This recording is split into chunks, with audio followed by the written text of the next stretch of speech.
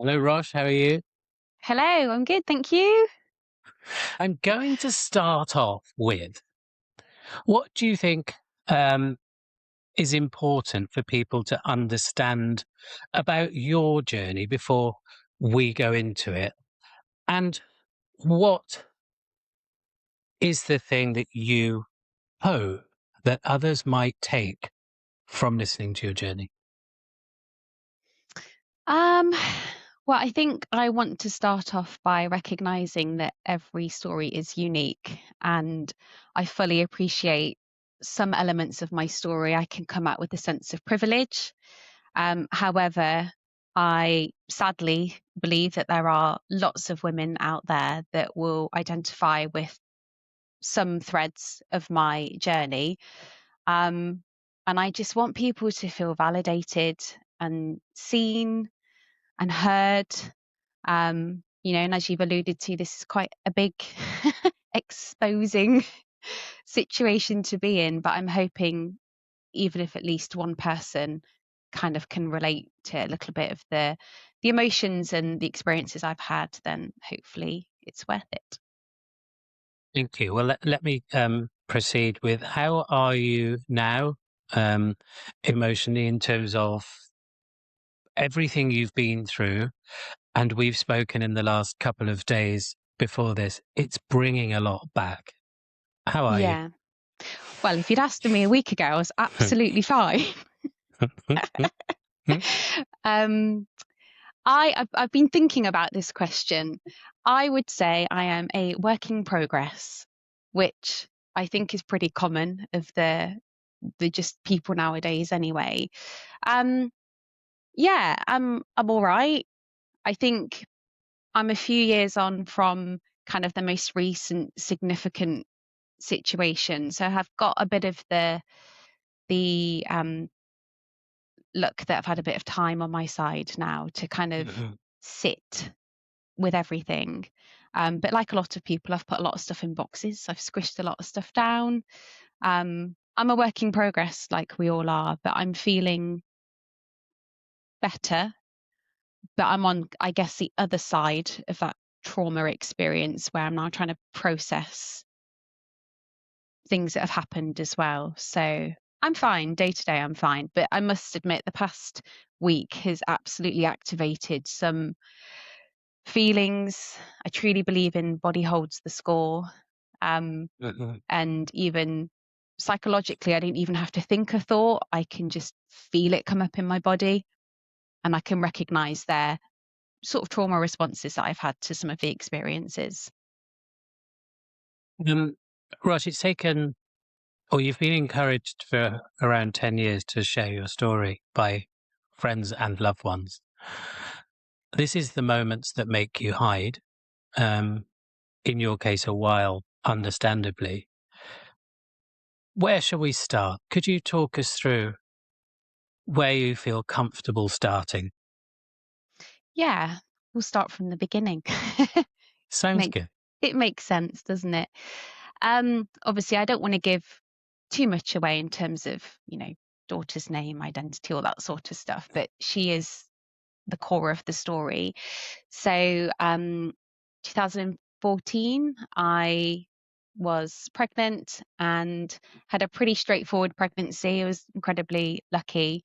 And I was pregnant all the way to term, actually 2 weeks past my end date, my expected date. Had pretty traumatic um, birth experience in the sense that she decided to inhale her own poo, which now is quite funny. Now we know her, but she basically had meconium aspiration of kind of there's two ends of it, of the very worst end, which meant that she Hmm. was born with little to no Apgar scores, completely not breathing, and within a few hours was transferred down to Hereford Hospital, where she spent 10 days there on the highest form of ventilation. So she was on an oscillation ventilator. So she was constantly being shaken to try and get the oxygen flowing through her body.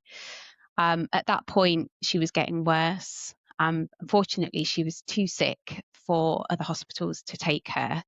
And the only treatment that they kind of felt would give her a chance of survival was a treatment called ECMO. There's only 4 hospitals in the UK that offer that, and it was actually only created 1985, so fairly new science.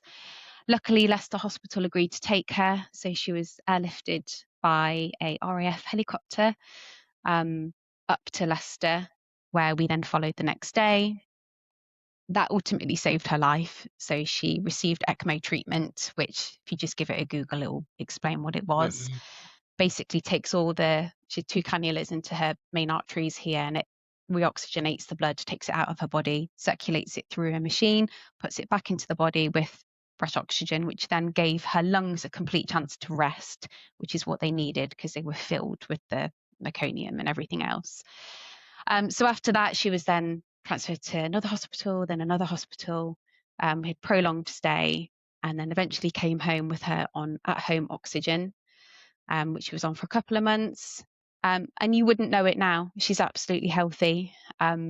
Obviously, that was I'm sure we'll get into it, quite a lasting impact of shock, trauma, isolation. She was the only term baby. She was only 7 pounds. She was tiny anyway, but she was the only term baby in any of the hospitals. So she was handled and dealt with in a very different way. So that was enough, to be honest. The story could end there, couldn't it? We decided it took 2 or 3 years to kind of feel ready or brave enough to try for another child. Didn't even really feel ready. I just felt like I had to. It's what we wanted to do. And then we were sort of dealt with the second blow of secondary infertility, which was or is unexplained.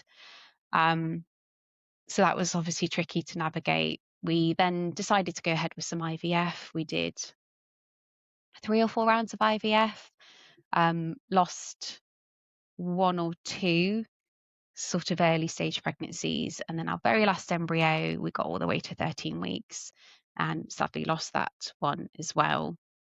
And that was 2-3 years ago.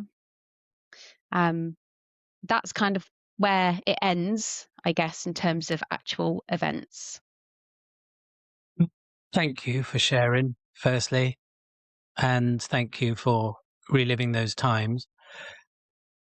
If I take you right back, being separated at birth and the associated trauma that is with that, and the escalating worry that you're not quite sure how bad this can get, how were you? What were you thinking? What are the emotions from being hopeful 1 minute and then the next minute just wondering why everything is upside down in what's happening? I think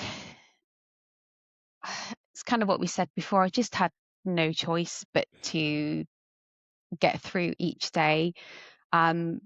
She was unique in the sense of we weren't really even allowed to talk when we were near her. She was very sensitive in the intensive care unit. They actually had a bit of a sign up saying that we had to be very quiet. Everyone had to be very quiet around her. She was so sensitive, and any movement of her body could have had a knock-on effect. So I couldn't even really busy myself with trying to care with her in the unit, which I know a lot of parents are able to do. They try and care for their baby in which way they can. There was one real distinct time where we were just trying to eat some food and go for a walk around the car park and sit, and my husband would play football manager and he felt really guilty for doing it, but it was like the only thing that we could do. And they invited us in one day to try and do some of her, I say cares in inverted commas. It was their way of trying to involve us in some form of parenting. And it was just too distressing, couldn't do anything for her at all. They were trying to, change her nappy, but there's nothing in her nappy because there was nothing coming in or going out of her. It was very, I don't know, that was a very distinct moment in just feeling completely, I just had no control over anything that was going on with her. And that's absolutely still something that impacts me now. I'm not an anxious person, but I absolutely have a form of anxiety of where if I'm not in control or I can't make the decision or get out of a situation, that's been the biggest lasting impact of that experience, is that we just had to follow her around. We had to, when she was airlifted by the helicopter, we remember looking out the window, me and my husband, and just thinking, oh my God, like we could literally see this yellow helicopter coming into land, and then being taken through to the neonatal unit to go and say goodbye to her because we didn't know she'd survived the flight, and all the babies had been moved to the side and the lights were up and she was plugged into this huge machine, and we just lost control. I think that's kind of the word I can put to that, is loss of control. So to try and get through that was to just do the daily things that we could, trying to look after ourselves, trying to not really talk about it either, because there wasn't much to talk about because we didn't know what was going on. I can sense the emotion. I literally just Yeah. really, when you said the helicopter was coming and you're standing there and completely out of control, and all you can do is hope.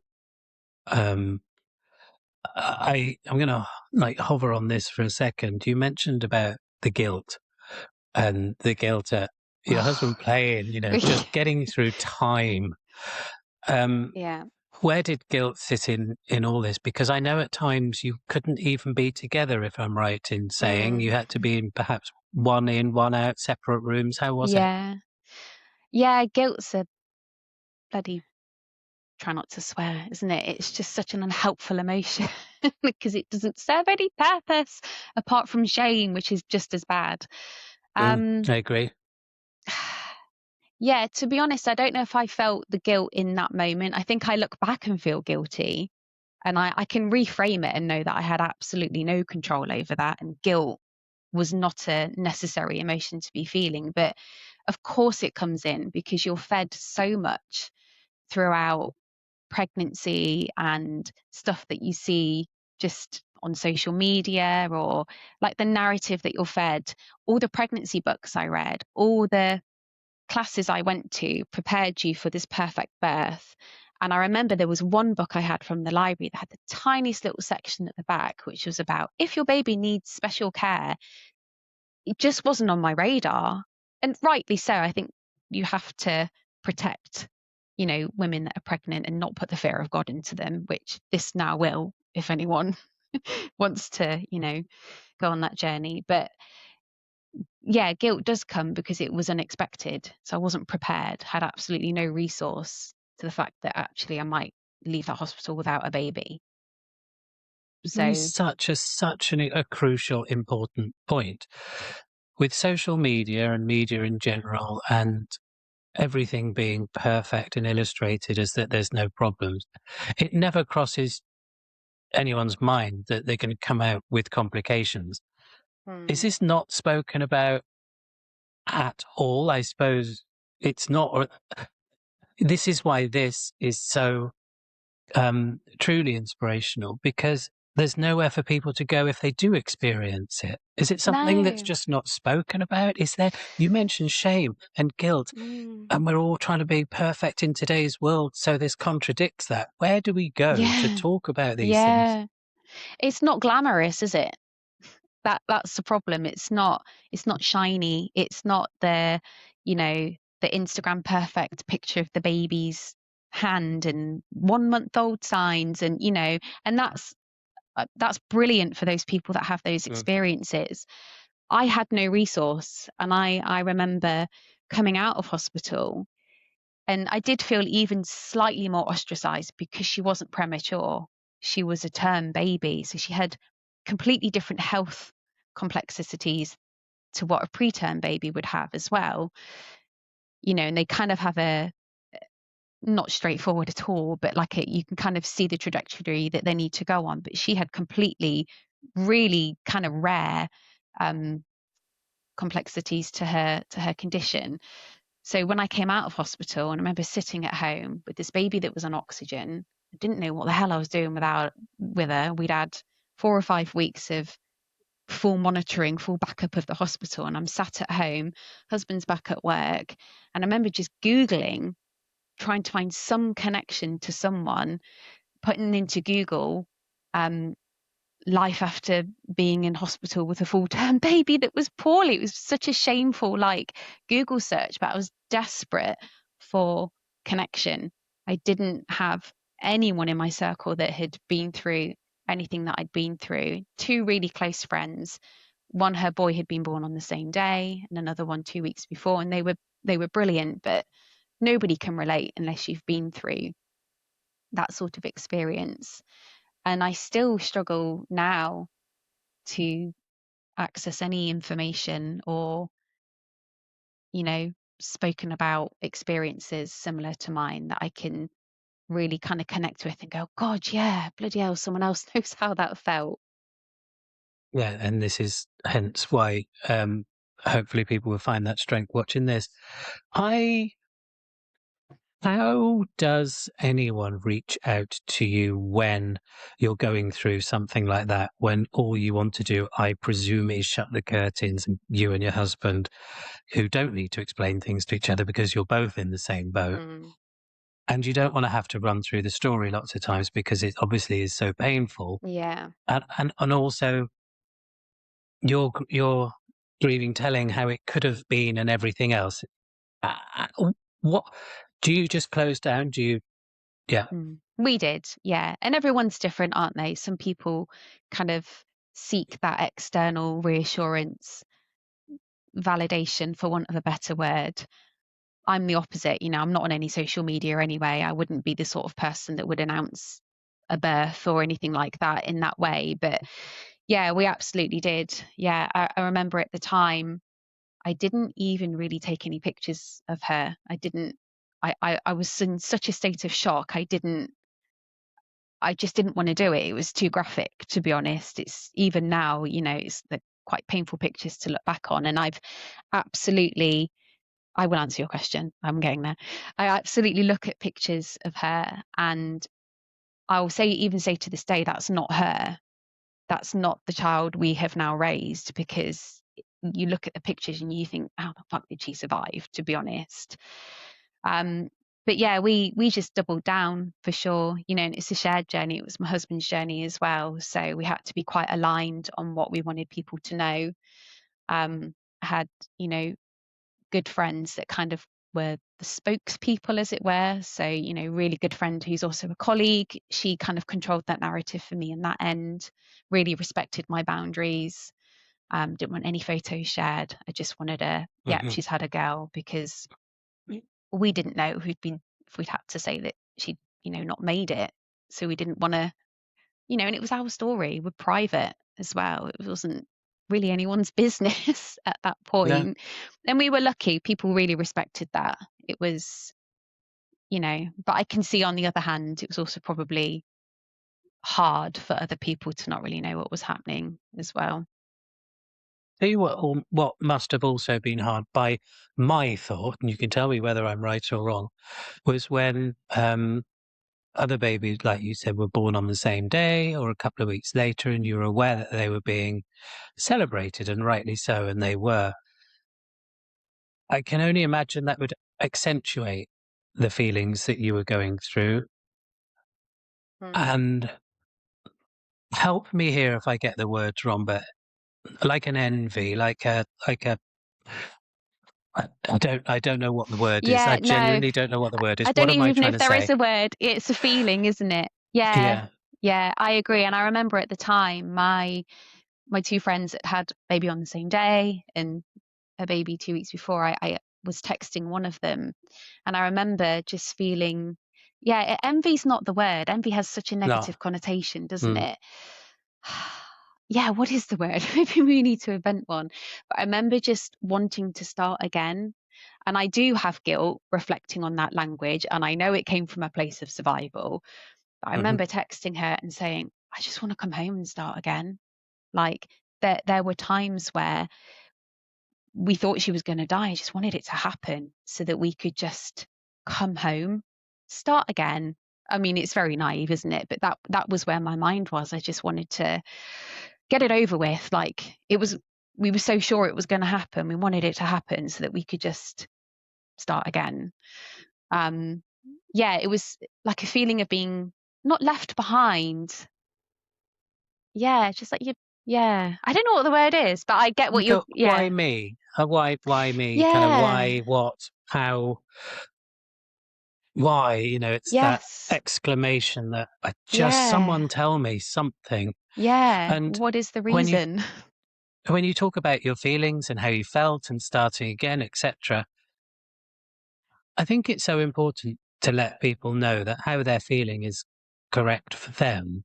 That if you're at a juxtaposition with your own thoughts and you're telling yourself off, you really are quite lonely then, aren't you? Because you haven't even got yourself, you haven't even got the sounding board that you perhaps needed or Mm, yourself to mm, go through those troubles that you're going through.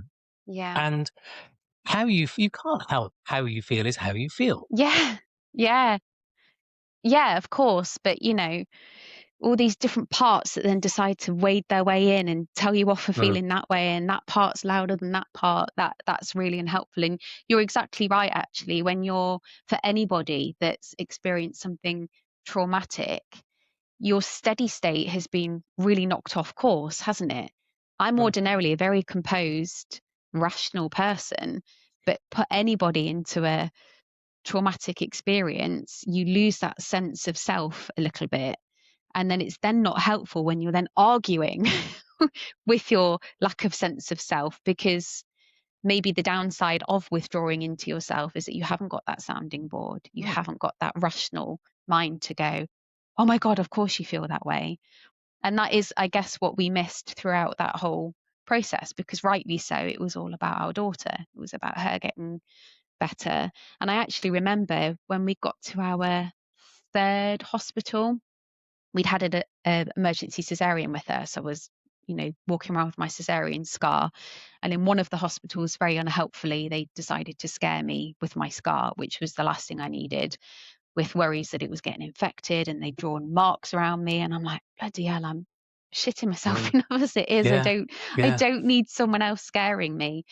Um, and then we got to our third hospital, and I'd completely forgotten that when you have a baby, the mum is meant to have a bit of a health check over before you get discharged. None of that had happened. I'd gone in a car 4 hours after having a cesarean in a normal car, walked down some stairs, down the A38 to Derriford. I'd then spent 10 days walking around Derriford straight after a cesarean, and then drove up to Leicester to follow her up there, and then drove from Leicester to Taunton. And it was only when we were in Taunton, this amazing midwife, because my blood pressure was, of course, quite high. This amazing midwife was like, I think your blood pressure's high because you're going through quite a lot. I was like, no shit, Sherlock. But she was brilliant. She was like, how are you? And that's the Oh, first time oh, I a, felt prof- relieved. You just a saying that professional then. had said that. And of course I went, oh, I'm absolutely fine.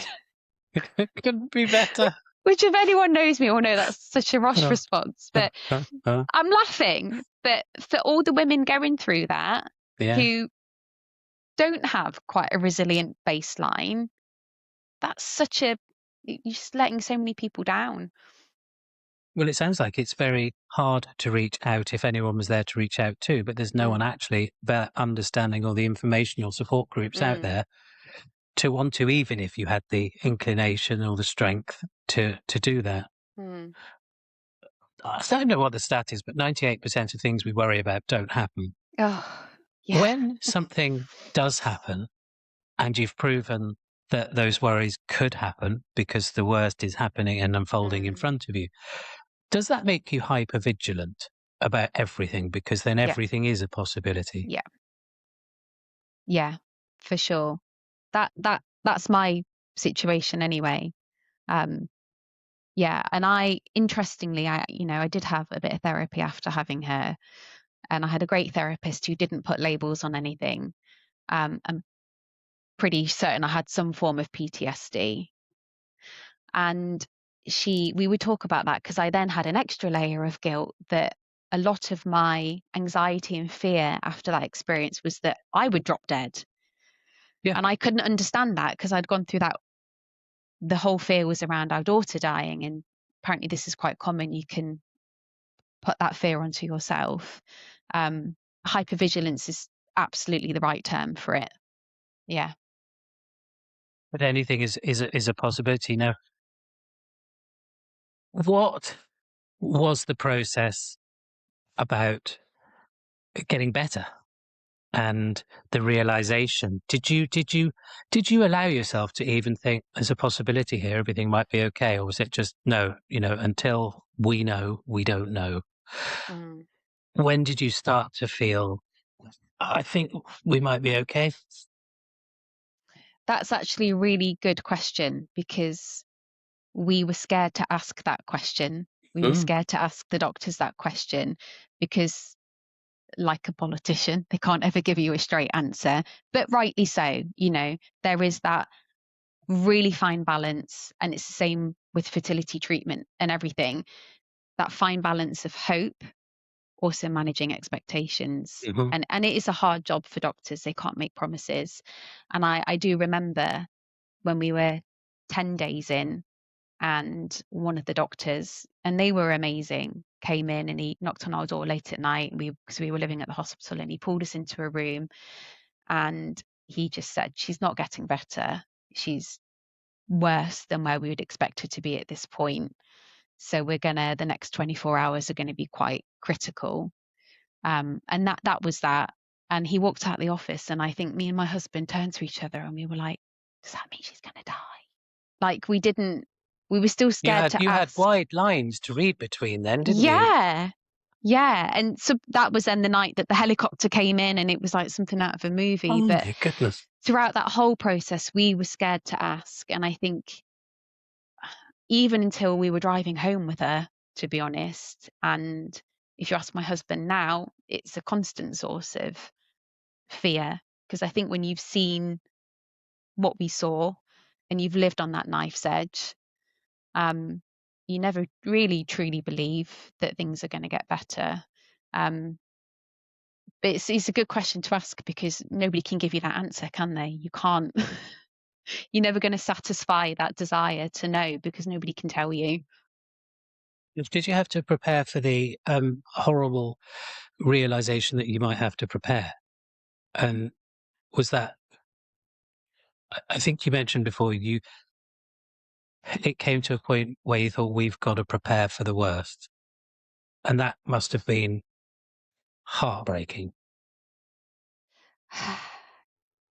Yes, but I think we were in such a place of, and that was the night we sat in the car. We'd been out to get some food, and we sat in the car, and that was the night I just said, I just want it to happen, Mm. And I think I knew we were living so hour by hour. It was hard to even think of the next day. We just had to live each hour. Um, Once she'd received the treatment up in Leicester, we kind of knew she had a real fighting Mhm. chance. So that, it was, when you look back, it was such a short window of time, but obviously it feels like a lifetime. Um, but that particular day, yeah, we were in that space of having to feel like we might have to prepare for the worst. And I think only people who are actually on that journey, in that journey, or have been and passed through will understand completely Yeah, what you mean. I can get an yeah. idea, I think. Um, okay, so we move on. We fast forward. What happened? On to the next The one. smile. So yeah, I went, I look back and I think I can't actually bloody believe I did it, but I went back to work when she was 10 months old. So Mhm. didn't really have that long. But that's fine. Yeah, had a bit of therapy, all of that stuff. And then thought, the plan was always to have more than one child. So let's try and get through it. That was my approach, was I just got to get through it and not Yeah. die in pregnancy, because that's where my mind was at. I was so bloody terrified. But then I couldn't even get pregnant. So that was a big stop to that. And there began our secondary infertility journey. If I may ask, to to try and get pregnant again, to go for a second child, there was no thoughts about, after everything you've been through, which would, I presume, be a rational thought. Do we want to do it again? Can we? Or was Yeah, it, we are? it was, I'm fucking doing it, to be Mm. honest. It was, I can't begin to tell you how terrified I was at the thought of it. I really was, honestly. And I think a lot of women, even first time round, pregnancies is terrifying. Once you've been exposed a little bit to the thought of any form of loss or Mhm. trauma throughout pregnancy, um, but I wanted it. I wanted it for our daughter. We didn't, the, I never had a plan of anything really, didn't have a set number of children, didn't grow up desperately wanting children, but I knew I didn't just want to have one for her, really. It was all for her. I didn't want her to grow up on her own. Um, so yeah, it was, I'm just going to bloody do it. And then I got stopped in my tracks. So that served me right for being so cocky, I think. Did you feel you've done something wrong, like karma was coming or something? And, Yeah. so many of these stories, you think, okay, well, this is just me. This is how it's going to be now. Yeah. Yeah. And even now we say after, our last bigger loss, the way I try to justify that loss is that maybe I just would have died. And it sounds very dramatic and very a bit martyr like, but that's my way of kind of coping, is to think, well, something really awful might have happened if that baby had survived, Hmm. or, if I'd carried to term. Maybe it's the universe, maybe it is karma. Not that I deserve it at all, but maybe the universe, we should have listened the first time with everything we went through. Don't try your luck again. Yes, there is a little bit of that for sure. And so you're trying again, and the realization that that would have gone through, and I have family who have gone through the same thing. I don't think we can underestimate the effect on relationships and also bodies, physically, mentally, Yeah. emotionally, that journey. And there'll be many people on that journey now. Yeah. How was it? Um, Again, you are fed a bit of a narrative, aren't you, of what something might be like. So I try, my approach kind of in life is to not be influenced too much of other people's experience. It's a bit like when you try and read a review for a hotel. You take more note of the bad ones, won't you? And that's not always helpful. Hmm.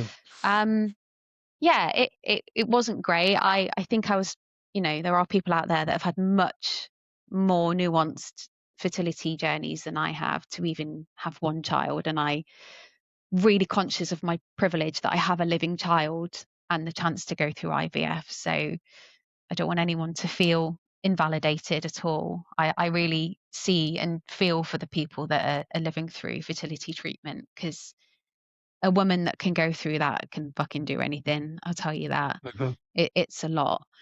But again, that thread of hope is what I imagine is what gets women up every morning. It's something to do.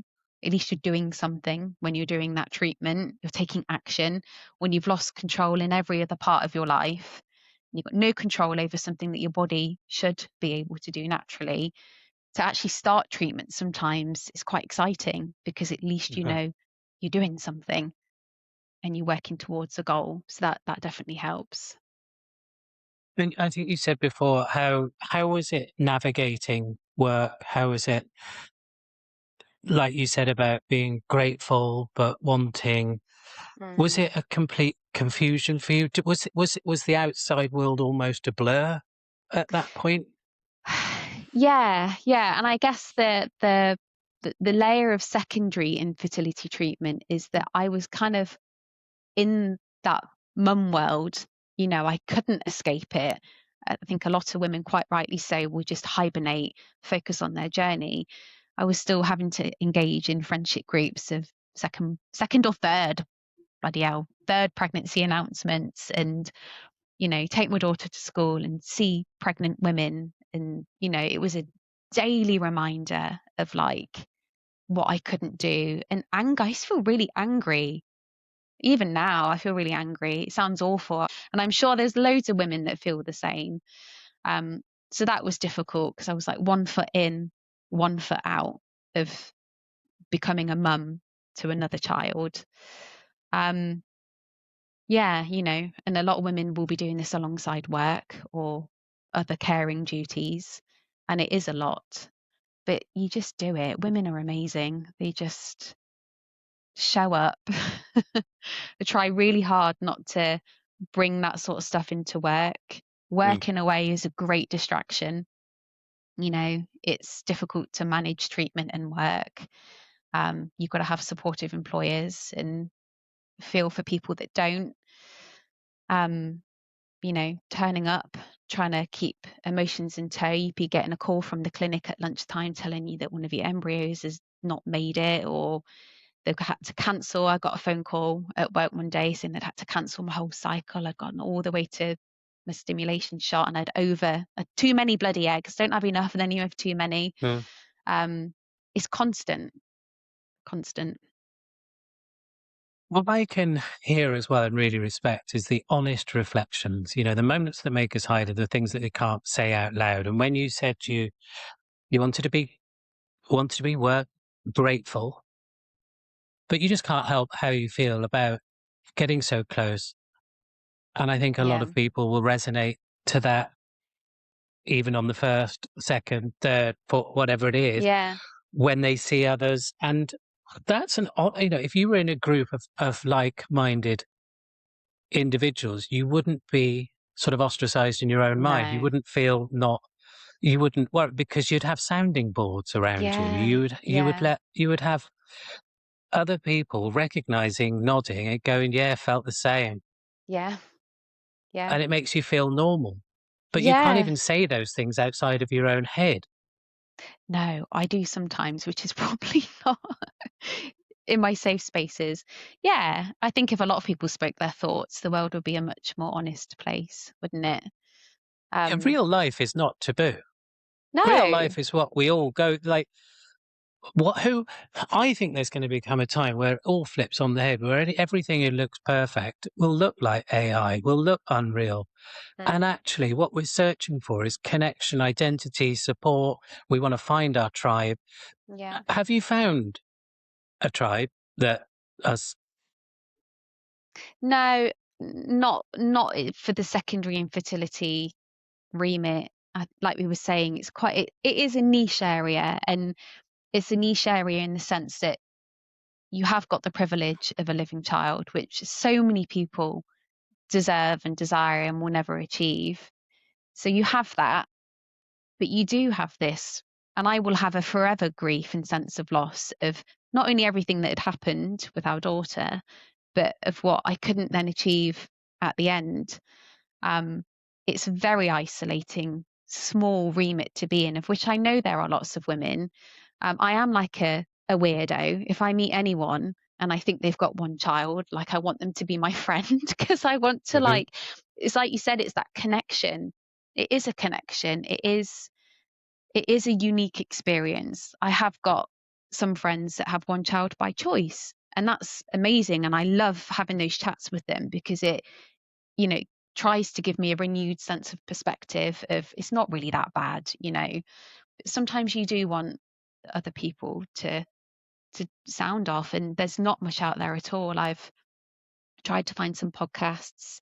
Um, and like I've said to you, there's so many podcasts where you feel validated to a certain point. People share their journey, and then like a month after they get pregnant naturally with triplets or something, and all of a sudden you're like, oh fucking hell, I don't connect to that anymore. Yeah, there's not much out there at all. Yeah, is there anyone around just going through the same? Can anyone hear me? I'm in this echo chamber. Yes, Can anyone yeah. hear me? Surely I can't be the only one who's going through this. Yeah, hence me And jumping on when you were asking for topics and stuff. That was like, oh my God, it doesn't get I talked can about. imagine if people wanted to reach out to you, they wouldn't necessarily do it publicly. They would come privately and just, Mm, I think, which in itself speaks volumes about how what can and can't be aired around this yeah, topic. And you know yeah, what? it's nobody else's business, is it, how you feel?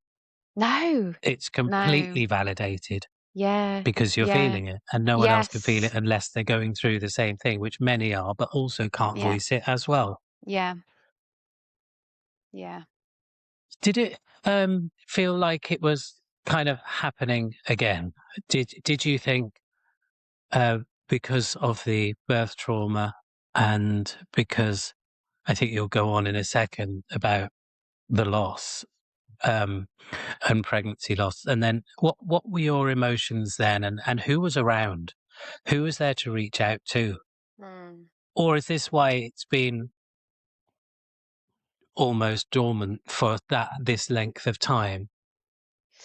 Yeah, I mean, it is only really now that I can speak quite openly about the IVF process, because when we were in it and we're spanning nearly a 2-year period of fertility treatment, um, I really hunkered down. I was so private, and I've been trying to reflect on why. I think number one, it is nobody else's business. You know, it's like when people say, when do you think you're going to have kids? It's such a I was personal going to come on to question. that. Yeah. What other things make you when people say it? Because I know Yeah. you're not a fan of the term only child either. No, I don't like that at all. No. Yeah, it gives me a connotation of it of she's not enough. Hmm. Or I'll catch myself saying, people say, have you got kids? Which again is a question I don't really think should be asked unless you know somebody No, well enough, because that can no, trigger so incredibly many personal. incredibly personal. And I know this now, being on the other side of it. Perhaps I would have been that naive at the beginning. Um, I'll catch myself going, oh, I've only got one, or just the one. And I then you know. probably beat yourself up about that, do you? Yeah, Like, then I do. Then I go home and yeah. like go over that conversation a million times. But yeah, I'm aware that I'm sensitive to it. Right. No, not rightly. I'm just sensitive to it. I don't like Yeah. that term. I don't know what else fits. I don't know. I know all journeys are different, and this is your journey. And like you caveated at the start, this is your interpretation, your journey, and everything else. If someone was going through,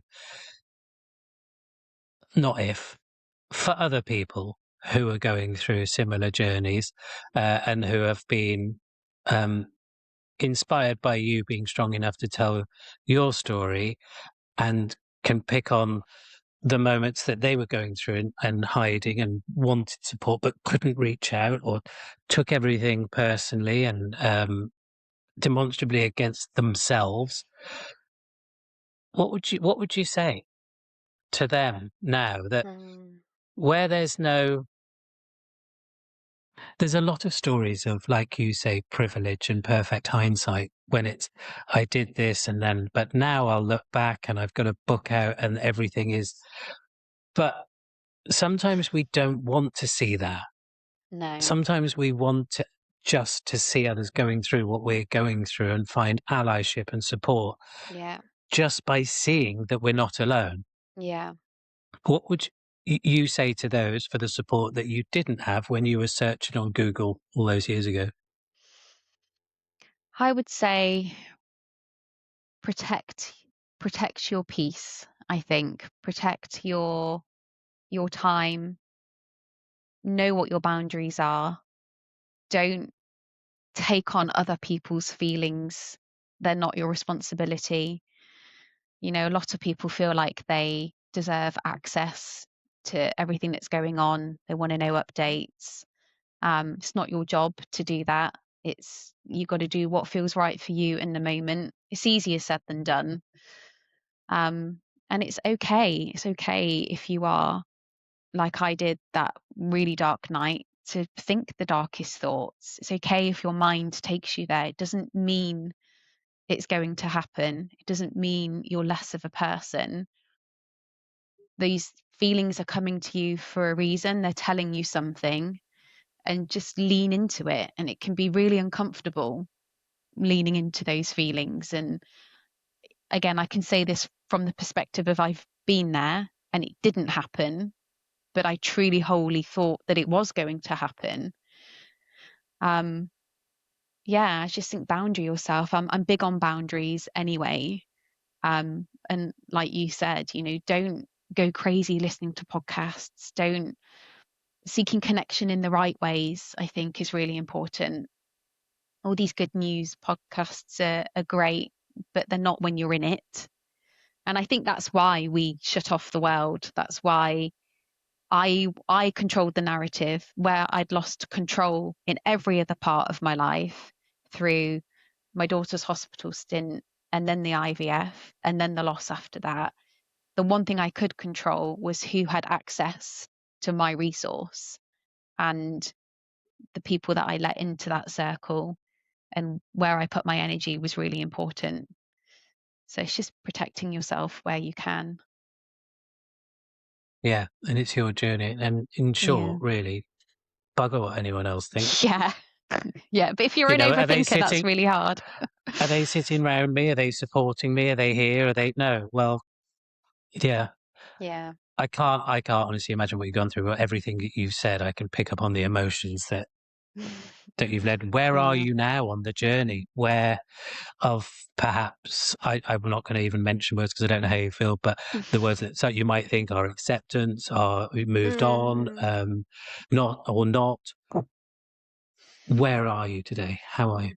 Um, I think I'm just acceptance is a tricky word, isn't it? I don't, Yeah, that's why I hesitated. yeah, I don't accept it. Like I don't agree to the outcome. Mm, It doesn't yeah, have my approval. Um, but I get it. But there is an acceptance, isn't there? I think uh, I use the word grief, and I'm fully aware that grief spans a broad spectrum, and I don't want to devalue anyone's grief of much worse scenarios, but I feel like I'm living with the grief. The grief of the birth thing was enough. The loss mhm, of an experience that I didn't get to have, the first couple of months of her life, and then the grief of not being able to expand the family, mhm. and then the grief of the second baby that we lost. So I'm learning now that I won't get rid of that. I'm learning to walk with it. So I will forever feel sad, but I'm hoping, each year it feels easier. I hope. But I think it's So just it's learning to live with it, I think. yeah. So instead of trying to leave things in the past, is bringing them with you, embracing them, and Yeah. educating yourself on the feelings that you're experiencing with Yeah. them. Yeah. Yeah. For me, I mean, there are some people that are very good at putting stuff to bed for sure, and they can move on from it. I'm not that person. It's like an intrinsic thing within me that I don't want to leave it in the past, because it's people don't forget their birth story, whether it was good or bad. I can't just choose to forget what's happened. Anyone that's been through fertility treatment and then had pregnancy losses, you don't forget it. We don't have the pleasure of that. I don't want to forget it. So it's with me. But like you said, it's a sense of perspective of now I'm just understanding why I feel a certain way about certain things. And what would help you feel, in your own words, accepted in your language with a group of peers? How would that look like? Would that be a support group? Would that just be friends? Would that be people contacting, or you know, Mm. by whatever means? But what do you need it? Do you not need it? Or would it be nice to Mm. sit around and actually, in this conversation, you and I have been treading on eggshells about what we can and can't say in the words we use, like acceptance or guilt, Yeah. or uh, there was something else just then. It's a tremendously difficult subject to know what's in. I can see why Yeah. people don't Yeah. talk about it, because you Yeah. want to be honest and it's your Mm. story, but it might not look good over there to them or there to, and you're Yeah. just like, I want to be with 10 of me. I Yeah. just feel like it's all, yeah. Yeah. Yeah. Well, you don't want 10 of me, but yeah, I agree. Yeah. Yeah. Yeah. You, again, because it's such a niche area, isn't it? Yeah, I would like more I don't know. My long-term goal is to have a community-based support for women, specifically who have dealt with secondary infertility. The birth trauma remit, there is more there for that, but the secondary infertility is quite definitely a niche area. I'd like people to just piss off having extra babies, to be honest. And how you feel is how you feel. And if anyone's listening to this that wants or can support you in that journey of having a community, I'm sure they will. Yeah. Yeah. Yeah, I'm sure they will. How else would you like to sum up the experience? Has it, of talking about it, has it helped realize that your feelings are completely validated because they're your feelings? Has it started something that has that fire within you to create a community of others to help and talk about it? Yeah. I mean, if I'm being honest, I've spent the past week thinking like I didn't have a bad enough experience to warrant the chance to talk about it. So I am still devalidating myself as we speak. However, I can't ignore the fire in my belly that I've had since this happened to put something out there, to develop something. I'm hoping eventually to offer coaching within the birth trauma, secondary infertility, very niche areas. That's my long-term goal, is to do that. But I need to do it when I'm ready, when I can not sit and talk about myself the whole time in a coaching session. With trauma, it's very what I've learned over the years as well, and having gone through some stuff myself, is that no two things are ever comparable, Yeah, and someone could the straw that breaks the camel's back could be a tiny little thing, but yeah, I think we think my story isn't big enough to share or anything else, but to the mm, people that are listening that have exactly that same story, it certainly is. yeah, yeah. Well, I'm going to hold you to account. Uh, we will keep in touch. I want to see this community grow. I'm really inspired by your journey and the fact that you're sharing it with others.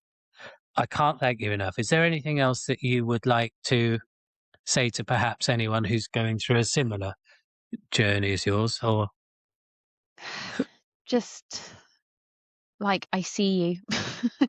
And well done for getting up every day and just doing the do, walking the walk and surviving and doing what you need to do, because that's enough. And it's remarkable that women go through, and men, of course, but the women whose bodies and minds are having to go through so much, and sometimes just showing up and brushing your bloody teeth is amazing. So just keep going. yeah, those small wins sometimes, isn't it? Yeah. Of just going out. Oh, and you know those feelings that you're thinking and those thoughts that you're trying to Yeah. quickly shove under the carpet as soon as they come in, and Yeah. just get them out and feel them. Just Yeah. think it, feel it, Yeah. be it. It's normal. You're not alone. Others are going Yeah. through it. Ross, thank you so much. Thank you. I look forward to watching your community and learning how others can be supported by your journey. Thank you. Thank you.